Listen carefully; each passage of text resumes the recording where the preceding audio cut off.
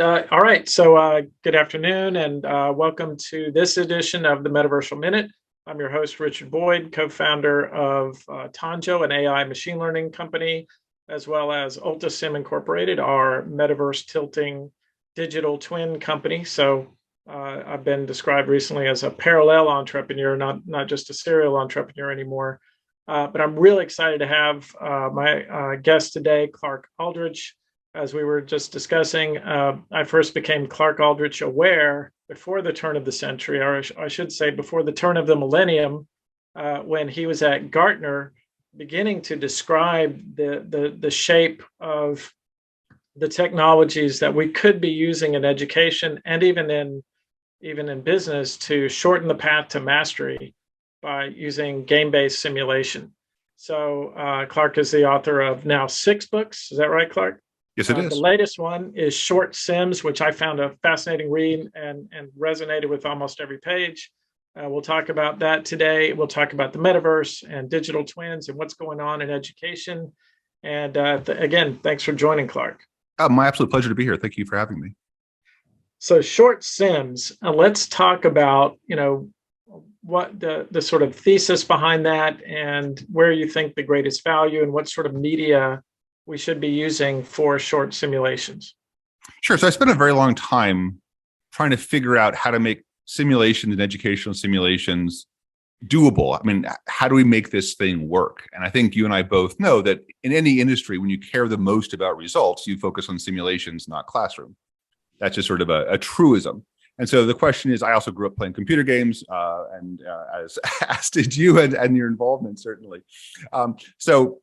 There's sort of that logical connection of saying these things seem to be, learning machines. These things seem to develop learning in a way that this classroom stuff does. And by the way, I hate classrooms. I hate textbooks. I really resent every minute I've spent in lectures throughout my life. So I say that with a really just deep hatred of sort of the current educational system and reliance on what I consider to be just awful content. And it's part of the thinking is differentiating between what is learning to know, or what is the language of teaching versus what is the language of learning. And I think we've conflated the two far too comfortably, where we say, okay, if I stand up there and I show a little video clip and I have some bullet points and I have whatever, therefore I'm teaching, therefore that's the same as learning. And I think one of the things that I've been most trying to figure out is how do we create scalable media? Because I'm all about scalable media. We can't change the world unless we have scalable media. How do we make scalable media that speaks the language of learning, not the language of teaching? And then sort of part 2 of that is how do we do that with all the affordances, with all the good things that we like about the old traditional stuff. I mean, the reason why we have so many of these friggin' workbooks around, the reason we have so many of this sort of traditional e-learning stuff is because it's easy to edit, it's understandable. Professors or teachers in the academic world and certainly, in corporations, know how to deploy it. And so the big question, and they know how to edit it. So my big question all along has been, how do we create content that speaks the language of learning to do, of learning, but with the same ease, the same comfort level, I get a correction and I can make that correction this afternoon, not, re-bring in the programmers kind of stuff. How can we make fluidly editable content in the same way that meets the simulation criteria? So that's what the whole ShortSim approach has been around. It's sort of the realization of that goal. I remember that the key concept I pulled from the book was this idea you were discriminating between learning to know and learning to do. Can you talk about that a little bit and why the learning to do is maybe more important, or can you achieve both in a sim? Sure, but I think the big question is, why can't schools teach leadership? And even if you went to GE, even you went to Crotonville, whatever, and said, okay, I'm going to take a course on leadership. In your heart, you sink inside. In your heart, you say, I don't really care how good the speaker is. I don't really care how lavishly illustrated the textbooks are or the role plays or something. And in your heart, it's just not going to work. It's just sort of this dead sound. And that's why, why don't high schools teach leadership? Why don't, why do most new managers have no skills?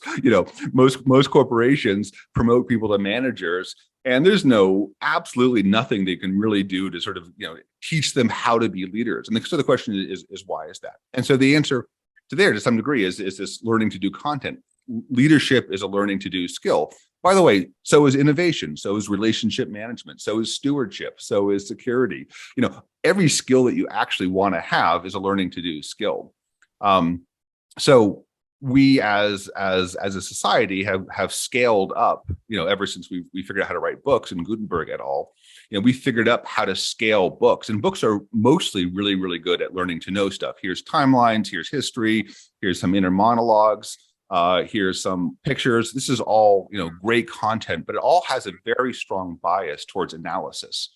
So, we don't say, what is a leader? We say, analyze this person. Was this person a good leader? We don't teach you how to be a leader. We teach you how to analyze someone else's leadership behavior.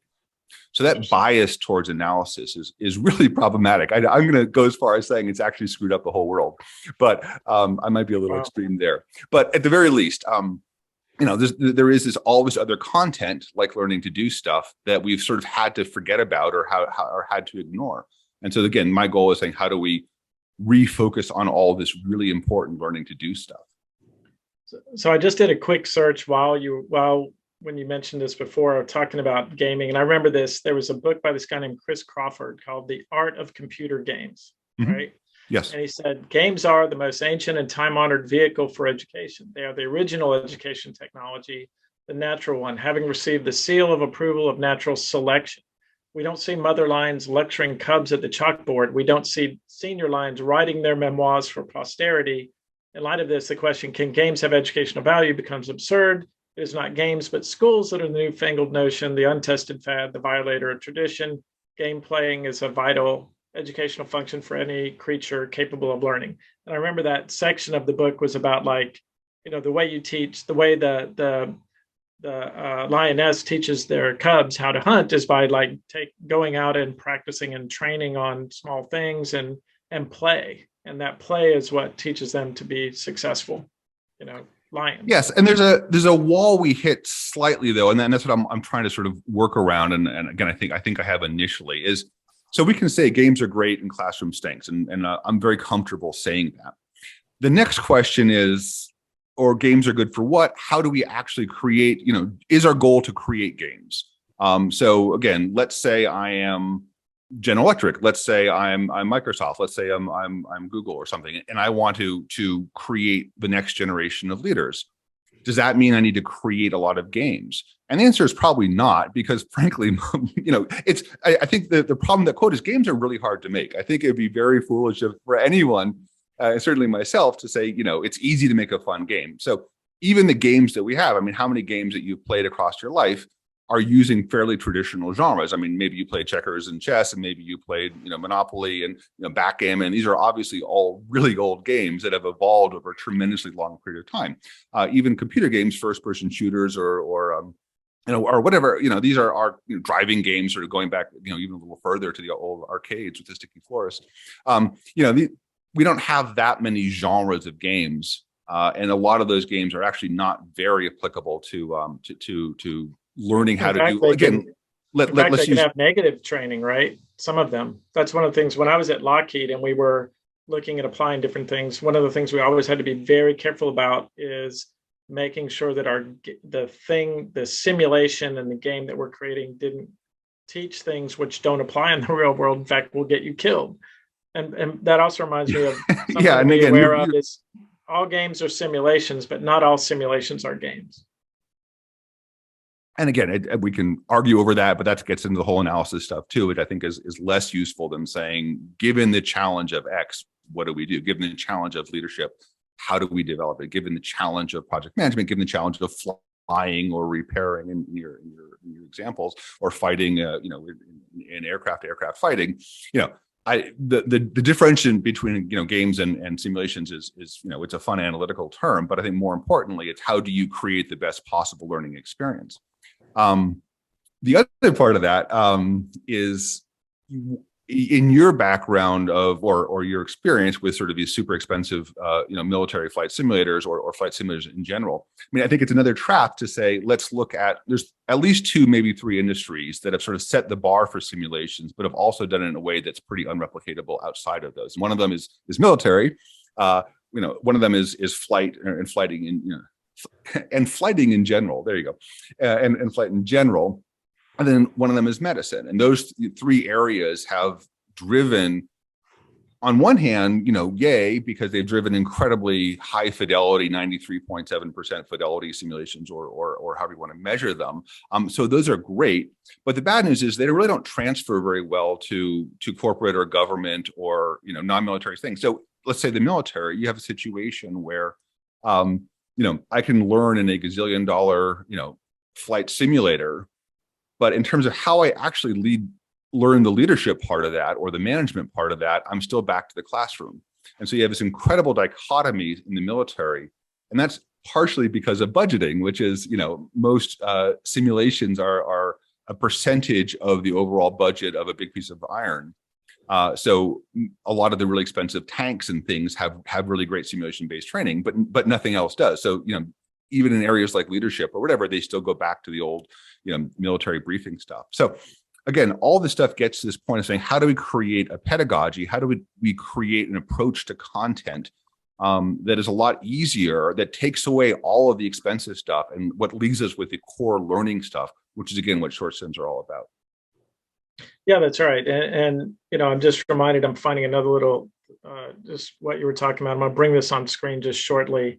I don't know if you're aware of this effort. I hope after this call, at least you'll be aware of it. There's this thing called the VWF, Virtual World Framework. Is that, you've heard of that. So this guy named Frank DiGiovanni, who's a friend of mine now, but at the time he put out this big grand challenge. He said, we're spending $14 billion a year on training and simulated exercises, right? And then he took General Mattis's sort of dropped gauntlet at the time that said, hey, we do have all these simulators for vessels, for aircraft, for tanks. How do I create a simulator for the soldier I'm plucking out of the cornfield of Nebraska and the tobacco field of North Carolina and sending into this really complex, crazy environment with all this new set of non-kinetic business rules? So that's a leadership challenge. It was a huge leadership challenge. And that's the whole driving thing behind why we, David Smith and I we won that contract, even though he didn't want Lockheed Martin. He said, actually, no Lockheed-like companies should apply. So we did as Lockheed. We won it. We actually built it. Then we open sourced it, which almost got me fired from Lockheed because they're like, what did you just do? You just disrupted our entire war sim business and you open sourced it. I'm like, yep, sure did. And so, but that was the idea, is to try to democratize the creation. And I talked about this already in sort of chats that we've had. How do you democratize the creation of these sims so that people can do them really quickly and achieve these short session objectives? What are you seeing in terms of tools out there and platforms that allow for short sims to be practical? So let me go one step further. Yeah. Go ahead. Let me go one step further from your goal, which is saying, what if even in that goal that we're way too technology heavy, we're way too programmer heavy? What if we could create an approach to educational simulations that were meaningful, that were powerful, that were valuable and valued, that could take one person, roughly speaking, 40 hours to create a 8 or 9 or 10 minute short sim? What if we could do that? What if we could take, anyone, relatively speaking, who cares about this stuff, take away the technology part of it, and just have them focus on an approach to designing content? So we can do that with writing. I mean, we can say, hey, write a 10-page blah, blah, blah about something. And it may or may not be very good. It may be whatever, but, we're all, we have word processors. We know how to do that now. We need to make simulation design as absolutely falling off the log easy as that. And that's what the short sim approach is all about, is saying, what if I can get one person, whether a professor or someone at IBM or someone at Joe's Used Shoes, I don't care, to make a short sim on a topic that people can play and understand, that can have meaningful learning to the people, again, in about 40 hours. Can we do that? Yeah, we can. And so, to me, it's absolutely, we need that foundational base, and then have it be technology agnostic. So your question is a great one, which is, what tools do you use? I currently use iSpring and I currently use BranchTrack as sort of my two default tools. In some cases, I might use Rise from Articulate, but only reluctantly. But I don't like even the advanced features of these basic tools. I mean, in my view, this is something that Google or Microsoft or whatever should be sort of, putting out there, for free as an add-on or something, because it's the technology itself is not the problem. The technology itself, we need to imagine, these again, go to shortsims.com for some examples of this, because you shouldn't believe me. Flash that up on screen down there. You need to play it for yourself. And say, this is how simple we could make it. And again, the hard part is not, should not be the technology or the 3D rendering, because that's card dependent anyway and technology dependent anyway. The hard part should be truly understanding the nature of the problem. Why do people make, again, let's use leadership. Why do people make mistakes in leadership? That's the question. Why do you, if you're put in a new position as a new manager, for example, what are the mistakes you're going to make? And what is the deep thinking that led you to make these mistakes? So, I want my pilot to take a flight simulator, and yes, I want my doctor to take a medical simulator. But you know what? I want my new boss to go through some leadership simulators, so that he or she can have not make all these common mistakes on me and on my career. So we have to put a tremendous amount of thought and cleverness into figuring out the situations that teach people, the situations where people can learn by practicing, by experimenting, and doing all of that, without sort of the trap of 3D rendering or sound or whatever. One of the most important things about sort of the whole ShortSim pedagogy, and it's a free, this is not like, there's no hook for me. If you create a ShortSim, I'm not going to benefit at all, other than hopefully making the world a better place. So it's non-proprietary. It was the whole pedagogy was designed outside of any corporation or even any grant funding body. So this is not, no one owns this stuff. Oh, cool. And it's very important that I designed it that way. I did not want any corporation to be able to claim it or put barriers around it. So I did it all, working sort of basically independently. But it's an approach that again, you have to see examples of it, but that emphasizes the fluidity of it. Another part of this equation is when I'm doing visuals for ShortSim, I am mucking around with those visuals the same way I muck around with words, which is, if you and I are writing, we put a few words in there, we look at it, we go, oh, wow, that really stunk. I'm going to go back and re-edit those things, and I'm going to try again. Or, oh, that paragraph is in the wrong spot. We need to get that comfortable with visuals, and ultimately we need to get that comfortable with story beats. And that's what sort of, again, what you can do with the ShortSim is you can muck around with the visuals, and you can muck around with the story beats and move things around until it sort of feels right. And so, how can we feel our way to a good simulation the same way that we currently feel our way to a good piece of writing? So that's interesting. I'm thinking through all the different things that I've built over the There's years. I always tend to put 3D in, because that's always been core of all these game companies we built and everything. So like years ago, I did this McDonald's simulation, right? So I went up and first of all, I worked with one of the lead franchisees in the country, this guy down in South Carolina. He let us just come in and like capture everything and grab all of his business rules and his teaching methods, which were all paper-based, lecture-based things. They had videotapes, stuff provided by McDonald's. And then if you've ever been up to Schaumburg, McDonald's has an entire campus with all this beautiful Frank Lloyd Wright architecture, which is designed around having all 30,000 franchisees from around the world fly there and go through these paper-based, scenario exercises. So we combined all of it down to about 52 business rules, which were there's constraints in the environment, and then there's this sort of AI with lowercase a, lowercase I around those business rules. But what was impressed upon me was the idea that the difference between a $5 million at the time McDonald's, and a $1 million McDonald's was the sort of quality of the decisions made by the manager that day or every day. You'll still sell hamburgers, but we'd start the sim and we'd say, you're a manager of a beach location. It's June 15th. It's raining. Here are two people that didn't show up. And then the sim starts and people start showing up. And again, it's about how often do you make decisions? What kinds of decisions do you make? And how do those business rules apply? And of course, we could create the Kobayashi Maru problem where, you've got a knife fight in the parking lot, you've got a grease fire, all the employees are walking out, there's counterfeit being passed in the store. But so is there for a short sim that's going to last 8 to 15 minutes, is there a limit to the number of constraints, and how important is the AI that goes into it, or is it important at all?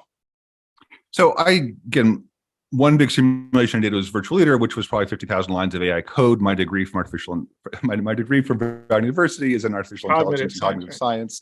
Yep. So I respect greatly sort of the thing to do that. However, in most cases, that was too complicated for learning. That was too frustrating for people, and it was too hard for other people to adopt it because they didn't really understand it, and it was too hard for them to get up to speed.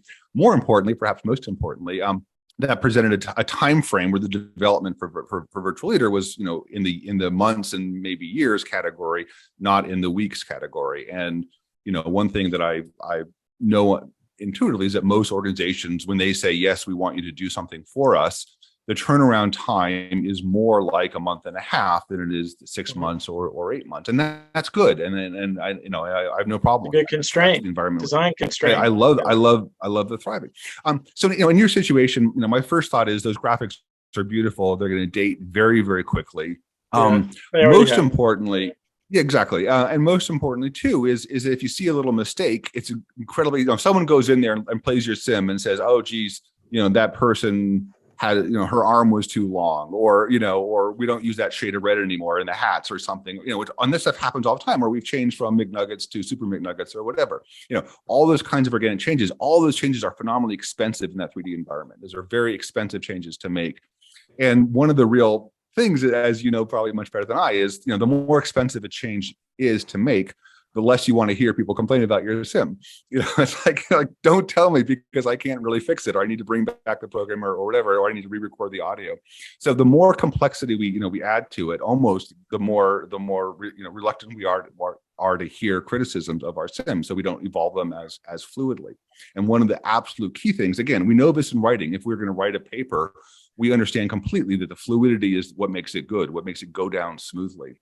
We need to get that fluid with simulation design, where we say, oh, the red's wrong, great, let's take it. Oh, that's no longer an issue, great. Oh, the elevator is broken, we're not taking the elevator anymore, great, let's get rid of that segment. And when we can do it like that. So for me, the first thing is, can we streamline your graphics? And do we need 3D rendering? I don't think we do.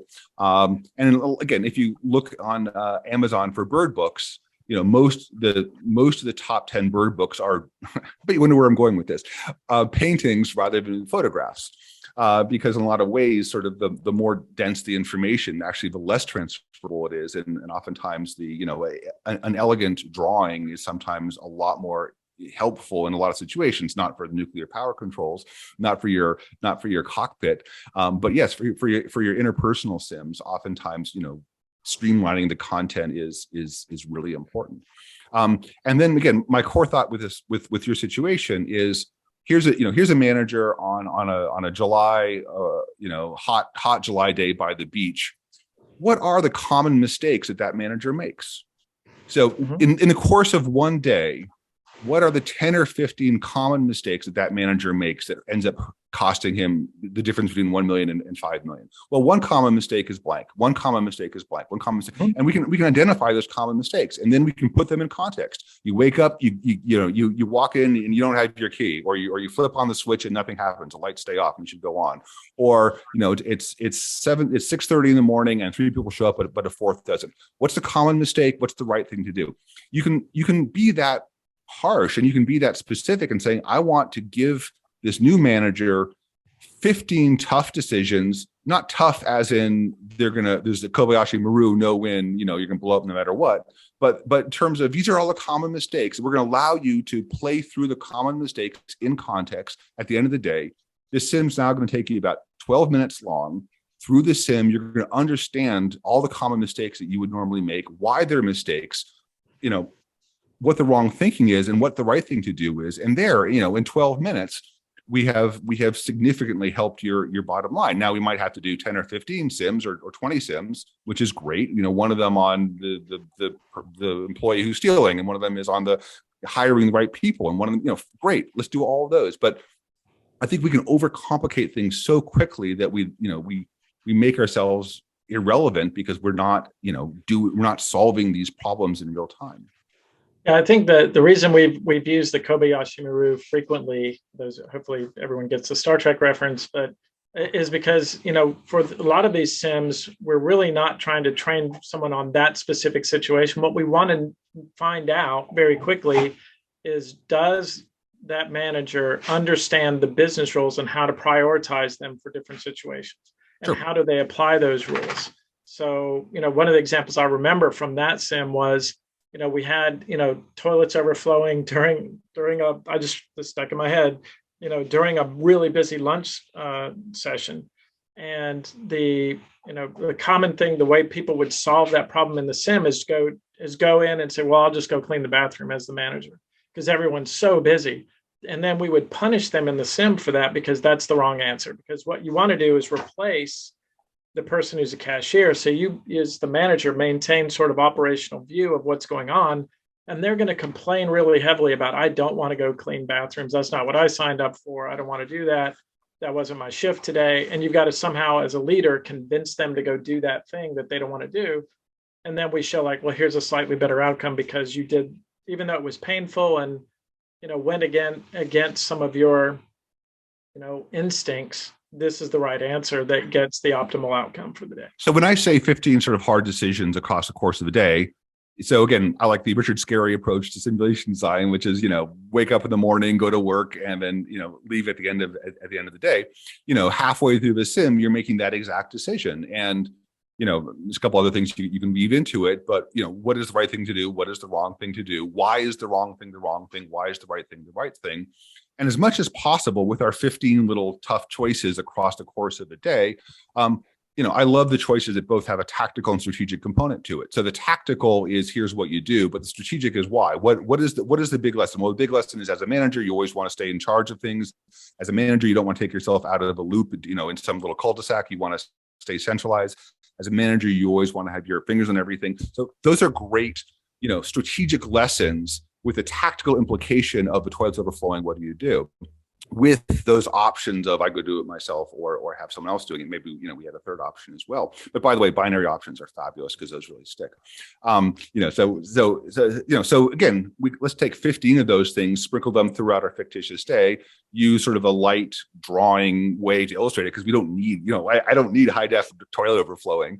I thank you very much. I'll take it, it's a high level conceptual thing. And so once again, that's a way of creating something that I'm going to argue is more educational, more lighter weight, more engaging, easier to evolve, easier to change, but it still requires, the deep insight that you clearly have about this problem as you're doing the simulation. So I want all this great insight that a hardcore simulation would require, but let's just apply that deep insight in a much lighter, more flexible way so that it can more easily put all over the world. Anyone now can take this sim. It can be more easily updated. We've changed the toilet paper. Great, let's change it out. And then also we can add more of them. So that one only took you 12 minutes or whatever. Now let's have a bunch of other sims on other issues that maybe you do one a day.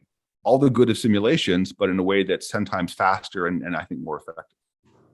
Yeah, that's good. So there's a whole host of other questions I want to ask. I think we've already covered this sort of high fidelity thing. I run into that frequently, especially as someone who's building digital twins and 3D simulations of factories, and I've done submarines and all sorts of things. And the problem I run into today is we do now have tools like Unreal 5 that let me do this. I can create worlds that are indistinguishable from reality, but and my artists love to do that. but we very rarely find someone who's got, other than the government, who's got the budget to recreate Grand Theft Auto level graphics or Assassin's Creed level graphics, in a sim that they're going to deploy. So I think we've already addressed that I don't think graphics are the issue. It's really about those constraints and rules. And can I really do something in a short simulation where I'm doing it rather than reading about it or passively, like you talk about in your book, listening to something, watching a video, or even reading about it. If I can do it, it just endures with me a lot further, a lot longer. So let's switch to, one of these other questions about, education, K through 12 education. I think we've known since you started studying this in your Gartner days, we know that simulations outperform textbooks for a whole variety of things, everything from learning algebra to, of course, how to land an airplane on a river.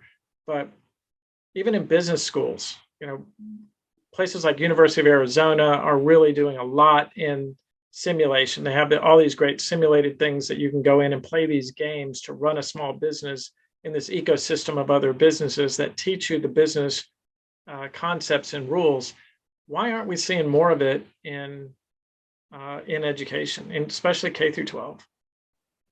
I think one part is that we're addicted to complexity when it comes to these simulations. So, I mean, there's the whole B school mentality of saying, let's create a huge spreadsheet and a world, or create worlds or something. We think of computer games as a good model. It turns out they're not. We need, again, ShortSims was designed as a pedagogy in part with the consideration of how do you use them in high school situations? How do you have, so technology cannot be an issue. Deployment can't be an issue. Teachers hate, troubleshooting technology. They'd rather do almost anything to troubleshoot technology, and who can blame them? So it has to be 100% bulletproof. The interface itself has to be simple as can be, which again, ShortSims always have a multiple choice interface. I don't even use hotspots. I want, every single time, I've built hundreds of ShortSims now for all different kinds of, from nonprofits to business schools to DoD to corporations to tons of them. They all have a multiple choice interface because you sit down, you open up a multiple choice interface, you know what to do. You always know exactly what to do. There's never oh my God, how do I have to figure this thing out anyway? Which is incredibly important. In my mind, having a branching structure rather than a computational structure means it's understandable by the person who's responsible for deploying it. So that's really important. Teachers do not want to support anything they can't understand. So if you have a 10-minute sim on marketing, a 10-minute sim on figuring out the area under the curve in Econ 101, whatever. You have a 10-minute sim on that, especially if it's a topic that the econ professor hates to teach because he or she can't ever get it across the right way. Now you have something where, again, say high school student can go home, play 10-minute sim on finding the area under the curve, playing the sim, here's an engaging situation that sort of puts it in context and it helps you learn it and helps you make mistakes and helps you learn from your mistakes. The teacher can understand that simulation completely because there's no randomness at all. It's completely predictable. He or she can study it and understand its simulation. So therefore he or she can support it. So it's not technology dependent in terms of video or audio, really, really important to do. And then even really importantly as well is if you have the right situation, which hopefully we'll get to an open source library of content, my Econ 101 professor from senior year in high school can take a sim and start making changes to it and start saying, you know what, I'm going to reword it because I can do a better job than that bonehead simulation designer in terms of explaining this stuff, or I'm going to use a local example from Kalamazoo or wherever I happen to be. And so, the ability to open up a sim, understand it completely, 100% transparency, change some of the wording, and maybe even change the graphics. Oh, they used a Boston Red Sox example, yuck, who likes them? I want to do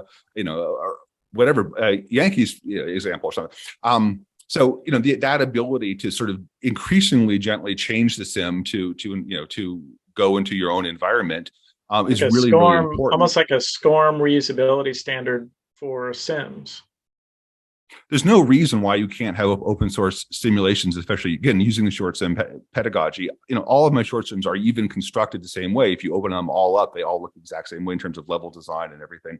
So and that's very deliberate. I'm trying to, again, through the books and things, trying to create a standard of engagement. I can look at any ShortSim I ever made to understand exactly sort of what the flow is and why it works and whatever, and so could anyone else.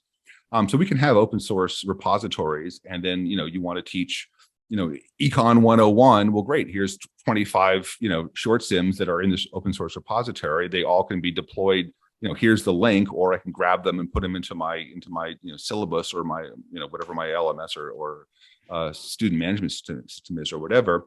Put them in there. We play them, and even I'm going to lecture for 10 minutes, and people can go and play a couple of ShortSims, and we'll come back and for the last third, and we'll talk, and we'll debrief. What'd you guys do? But it has to be that easy. And again, the whole point of ShortSims is to make them that easy so that they can get past these barriers in the past that we have had. I mean, the Gates Foundation studied why haven't games taken off in education? And one of the biggest ones is because people whose job it is, the teachers don't know how to support stuff that they don't know how to support. It has to be easy enough, and it also has to be easy to be custom. Yeah, I mean, that's one of the things I wrote about in that 1995 book, was trying to get to that point where, and I was actually I had dinner with Richard Dawkins at the time at his flat, and we were talking. He was Mr. playing around Meme. with the game. He's playing around with the game of life, right? And trying to figure out, like, how do we, this simulation teaches a lot of these core concepts. But I said, there's no reason why you couldn't build, and we came up with this idea of a dinosaur terrarium, which is, here's a world. Here's how much oxygen and carbon dioxide and other gases are in the atmosphere, and let's put some plants in there. Let's drop in a Tyrannosaurus Rex. And each one of these things could be independently created and have you right mouse click on it, and you can look up the attributes, you can change them, and then let students talk about, like, if I change the ratio of oxygen to the gases in the atmosphere, look, fires are breaking out everywhere. Let's discuss why that's happening. If you have a true sim of the whole thing. And that's what we've been talking about, trying to create for a while, like HyperCard for simulation. Like, HyperCard was used to make Myst many years ago, sure. Right? And made this really compelling experience. But how do we democratize the ability for teachers and others to create these ShortSims? And then also, how do we reduce the friction for people to be able to participate in them? And what I'd like to see is collaborative sims. So I can take a whole classroom of kids into a simulated world. It's a broader, probably more difficult mission than what you're doing right now with the ShortSims. I'm going to argue, I mean, a bunch of, and first of all, yes, I mean, obviously there's no question that, we can imagine a situation where people are participating in a game at the same time, and then they're each sort of taking on a different part of it. And you, in your dinosaur terrarium, you handle the volcano, you handle the air mixture, you handle the evolution of the dinosaurs, and you handle the ecosystem, and whatever. So absolutely. I mean, there's sort of a manifest destiny to that.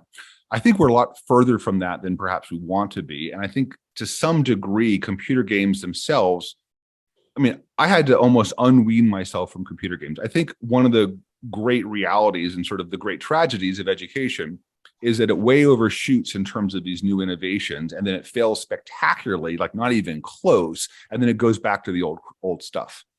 And I think that cycle, again, you're on the merry-go-round long enough, you start seeing the same thing over and over again. And that is continually this thing. And very specifically, education gets totally obsessed with consumer technology, whatever that consumer technology happens to be, whether it's mobile devices, or whether it's computer games or multiplayer computer games or virtual worlds or whatever, augmented reality. Schools become obsessed with this, some great pioneers, some great innovators, and God bless them, start saying, I'm going to make this work. Sort of the Schoolhouse Rock phenomenon. I grew up on folk songs, and I'm going to teach using Schoolhouse Rock music, which great to the degree it happened. So we all want to transform education into our favorite childhood media. I mean, I think that's it's a bias that I think we all have. I've had to unlearn computer games as a model because I think they were way too expensive, way too time consuming, way too confusing, and way too unpredictable. And again, this notion of fun is a highly problematic one, because if I took right now, I don't know what the best-selling computer game is, but if I took that best-selling computer game right now and made a high school class play through it to the end, 90% of them would hate me for it. Not, even if it was like the most fun, most successful game around, 90% of the students would loathe me for it. So it's not, even a pure fun game is not necessarily fun in the wrong context. There's a lot of self-selection going on when you're playing games. There's a whole context of games. that I don't think we can come close to. So I had to unwind myself from almost the tyranny of computer games as being a good model, or frankly, any consumer technology being kind of the answer, because, demonstratively it hasn't been.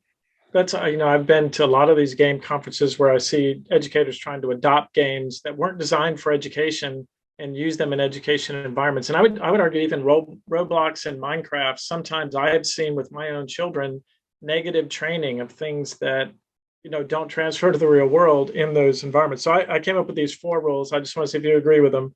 Please. Like when I try to tell my teams, like if you're going to do something in K through 12, especially, your simulation, your serious game, whatever it happens to be, has to meet all these. Number 1, it has to reduce the teacher burden. It can't increase it, like make it more difficult for them to do their job, or you can't sell it, right? The other is it has to increase student engagement, and that's the promise that we've always had for serious games, is that hopefully it does increase engagement. Students are going to like it. In other words, you got to leave fun in it. Don't take the fun out to have the learning. Then I'm gonna just pause for 2 one more. second. Wait, please. I'm Right. sorry. Go on. So then just demonstrate the student outcomes. Like if you can't show that there was a shorter path to mastery, then there's no point to do any of it. And then finally, you can't, and this is where VR, I keep running into VR stuff. Everyone wants to put headsets on kids. And I'm like, if you have a burden on the sysadmin where they've got to buy and install new hardware and support this brittle, stuff, it's a fail. And you also can't have them buy in a new way that, so you can't be an imposition on the finance department. So it's got to be all those things. Then you can get in the classroom, and then hopefully it's well designed and you can actually achieve some good. So there's a lot of headwinds. Let me add some and take away from some, if I may. Yeah, go ahead. The one I'm going to add, which is if we're talking about K through 12 and higher ed, and by the way, if we're talking about those, and ultimately we're talking about all education, is the challenge is not to create 10 great courses or 20 great courses. The challenge is to create 10,000 courses. And if your solution does not lead to creating 10,000 examples. So right now, video has gone from we don't do it to we do it. Video has passed over this wonderful threshold from no to yes.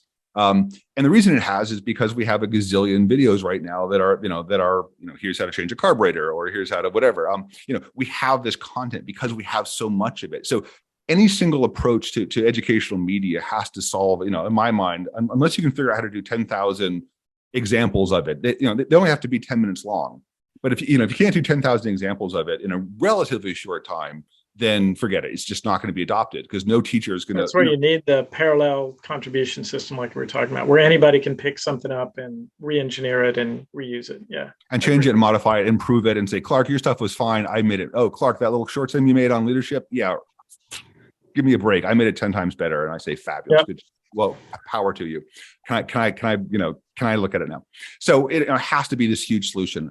I think the issue of demonstrable improvement is a tricky one because we have an entire system based around learning to know. It gets back to the original conversation. So if you're teaching, if your only goal is analysis, if your goal is saying, I'm going to teach you how to better analyze the situation, even your Dawkins example of, well, if you increase if you increase the oxygen in the atmosphere, you get fires. Well, most people in our life, even if we want you to be an environmentalist, even if we want you to worry immensely about global warming, I have no clue what that means in terms of my, I don't want to say, pragmatically, but in the course of my best possible year ever, can I help save the environment because I know this fact, or because, no, because it's too far removed from anything that I actually do.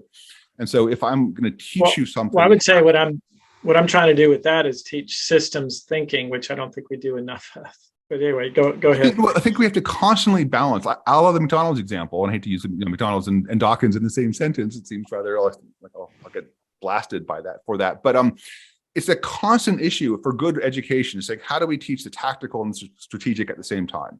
How do we present interesting situations, have a tactical and strategic component to it? And so the tactical for a student, frankly, is, whether it's student government or being the high school quarterback or learning how to train their own brain in order to be a better student, or how to, get a job or whatever. What are the real things that students actually care about? Not we want them to care about, or not the SATs, but, how do we actually, enrich their life? And then how do we sort of, use, those are going to be the metrics that are going to be much more important, and those are going to be the much more doable metrics for good simulation design, as opposed to saying, how can we teach someone to do better in the SAT test, which is probably lukewarm at best, especially because the SATs are optimized around an analysis framework, a learning to know framework, not a learning to do framework. And so a couple other thoughts too. I just want to slightly deviate a little bit into the whole learning to do problem, because just one more thing I think it's worth us, as we're talking about K through 12, it's really important to know is, if I am a great leader, if I am just by the way, I'm not a great leader, but let's say I was charismatic, I was engaging, I could get people to follow me, I could motivate people to do stuff. If I'm that person, and by the way, the marketplace will adore me, every company will want to hire me, I'm absolutely tanked in school. All of those skills don't do me any good at all if I have to study these 500-page textbook and memorize it for tests.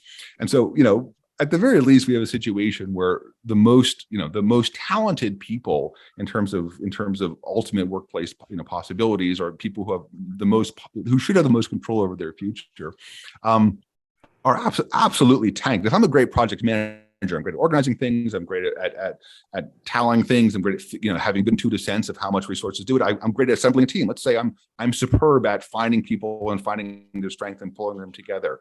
I'm hosed in school. All those skills have absolutely no ability to help me in any way at all. In fact, they'll only get me in trouble, because I'll be I'll be the bad guy in any school system. So at the very least, we kind of have this problem that we're by teaching all the wrong stuff, by teaching all the learning to know stuff, we're kind of setting up the best people to fail, and almost in some cases we're making a very weird selection in terms of who we're going to send off to Princeton or Brown in order to start running the world. So anyways, we just can't we can't look too hard at the current context of schools, even though your issue of demonstrable results is really important. No, I agree completely. I mean, I think of the sorts of things I'm trying to do, and what I took from your book is this idea of experiences, right? What short simulations give you the ability to do is to do something and have an experience of it, as opposed to just passively or abstractly reading or watching or listening about that subject. So, I mean, but even John Dewey in 1916 said, to learn from experience is to make a backward and forward connection between what we do to things and what we enjoy or suffer from things in consequence. Under such conditions, doing becomes a trying and experiment with the world to find out what it's like. The undergoing becomes instruction, discovery of the connection of things. So that's and to go back to our both life example, and our, how many people read the instruction manual before playing a computer game? It rhymed with Jamiro. We don't do that, and so the goal is, how do we engage the world? How do we engage the world productively? Again, if you're a student, for students, there's three things with a student that I think they should be worrying about. What am I really good at doing? Where do I have a natural talent? Where's my passion? What's the problem that I want to solve? Or what's the thing that gets me the most excited? And how do I connect the two in a growing, meaningful way? That's it. And so, that's what school should be about. Now, when we have this passive media stuff, we can't get to these issues. We can't help people become the people whom they're meant to be, because we're sort of trapped in this linear media. I think corporations, again, unfortunately, right now, schools influence the way corporations teach more than corporations influence the way schools teach. And I'm not saying corporations have it all right by any stretch.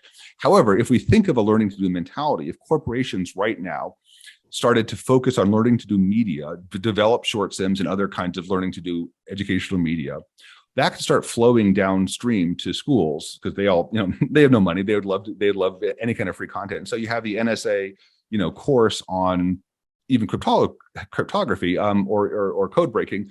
You have the IBM course on leadership. You have the DoD on project management, whatever. All that stuff can work its way down to high school. And now you can have high schoolers getting more excited about, they may care less about IBM, they may care less about money, but if they're saying, I care immensely about the environment and I want to dedicate my life, for the first 10 years of my life, to helping the environment, for example, all of this stuff is going to help me. How can school help me meet this goal? If I'm going to graduate and go into clean energy, for example, or going to go into domestic manufacturing because I believe in domestic manufacturing, or all these things that people care about, how can schools help empower people to do what they care about? not necessarily jump through the next two. But that's going to all take a learning to do media framework, where again, short sims are one way, I think the best way, but one way of doing that. Of how do we start, changing the nature of the affordances of content, because all media has affordances, and all media has biases, and we have to realize the biases of linear content. Oh, that's great. And that's actually a great point to sort of finish up on. I wanted, I knew we would talk long because this conversation is great. I could go for another hour with you, but thinking about our audience, I want to end here. Maybe we'll do another session later where we dig more into the metaverse, but I don't even want to ask you that question right now, because I think I think the last comments you made are the perfect place to sort of wrap up and say, what kind of people are we trying to make? How do we use short sims in the service of making those people that next generation of leaders, and the sort of people that think like scientists and poets and mathematicians all at once, that we'd like to have in this country and in the world. So again, I really appreciate your time, Clark. And for those of you out there, go get Short Sims. It's a great read. Go visit shortsims.com for the all this scaffolding and everything we've just been talking about. And we'll see you on the next Metaversial Minute. Thank you very much, Clark. Thank you.